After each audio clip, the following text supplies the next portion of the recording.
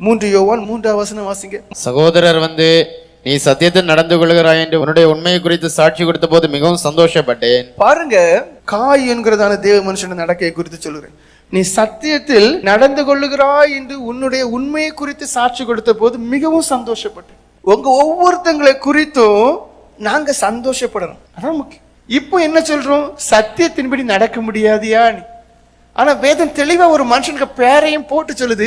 இந்த மனுஷன் வேதத்தில் உள்ள எல்லா கற்பனைகளின் படியும் அந்த மனுஷன் தேவ ஆவினால் நடத்தப்பட்டு நிறைவேற்றினார் என்று. ஒரு மனுஷனை குறித்து ஒரு மனுஷன் சாட்சி சொல்லவில்லை, ஜனங்கள் எல்லாரும் இந்த காயை குறித்து சொல்றாங்க. அந்த மனுஷன் வேத வசனத்தின்படி தன்னுடைய வாழ்க்கையை நடப்பித்த ஒரு மனுஷன் என்று. வெளிப்படுத்தின விசேஷம் 1ஆம் அதிகாரம் 3ஆம் வசனம் வாசிங்க.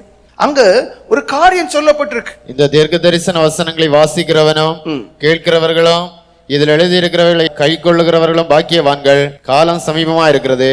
நீங்க என்ன சாக்கு போக்குன்னு சொல்லலாம், நீங்க நவீன காலத்துல இருக்கலாம்னு சொல்லலாம், இல்ல இப்ப எல்லாம் இதெல்லாம் முடியாதுன்னு சொல்லலாம். அதெல்லாம் உங்களுக்கு கேடு உண்டாக நீங்களே வச்சுக்கிடுங்க. காலம் சமீபமா இருக்கு. இந்த காலத்துல நீங்க எப்படிப்பட்டவங்களா இருக்கணும்?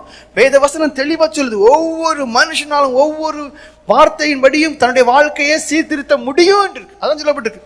இதில் எழுதியிருக்கிறவைகளை கை கொள்ளுகிறவர்களும் அப்படின்னு அர்த்தம் என்ன? வேத வசனத்தை எந்த ஒரு மனுஷனும் விரும்பினால், தாகம் கொண்டால், இப்படி இருக்க வேண்டும் என்று வாஞ்சித்தால் அவனால் கை கொள்ள முடியும். ஏன் உங்களால முடியல? இதுக்கு மேல தாகமும் கிடையாது, வாஞ்சமும் கிடையாது, முன்மாதிரியா வாழணும் எண்ணமும் கிடையாது. இதில் எழுதியிருக்கிறவர்களை கை கொள்ளுகிறோம். அப்படியானால் நீங்கள் தேவ சமூகத்திலே கண்ணீர் வடிப்பீர்களே, ஆனால் உங்களால சத்தியத்தின்படி வாழ முடியும், உங்களால அவைகளுக்கு கீழ்ப்படிஞ்சு வாழ முடியும். அதிக நிச்சயமா சொல்றேன்.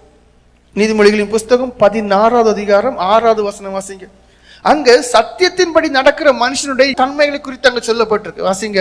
கிருபையினாலும் சத்தியத்தினாலும் பாவம் நிவர்த்தியாகும். பாருங்க, நீங்க சத்தியத்தின்படி நடப்பீர்களே ஆனால் பாவம் உங்களை விட்டு எல்லாம் அப்புறப்பட்டு போயிடும். 2வது காரியம், நீங்கள் தேவனுக்கு பயப்படக்கூடியவர்களா இருப்பீர்கள். 3வது காரியம், நீங்கள் தீமையை விட்டு விலகக்கூடியவங்களா இருப்பீங்க. சத்தியத்தின்படி வாழ்ந்து பாருங்க, பாவம் உங்களுக்குள்ள கிரியை செய்யவே முடியாது. இப்ப அநேகர் பாவ பாரத்தோட வாழ்ந்து கொண்டு இருக்கிறீங்க, ஒரு குற்ற உணர்வோட வாழ்ந்து கொண்டு இருக்கிறீங்க, குற்றமற்ற மனசாட்சியோடு இருக்கக்கூடியவங்க ரொம்ப சொற்பம். சத்தியத்தின்படி வாழ்ந்து பாருங்க, பாவம் உங்களுக்குள்ள கிரியை செய்ய முடியாது, பாவ பாரமே இருக்காது, குற்றமற்ற மனசாட்சியோட இருப்பீங்க, தேவனுக்கு பயப்படுவீங்க, அந்த பயம் உங்களுக்குள்ள கிரியை செய்யும்.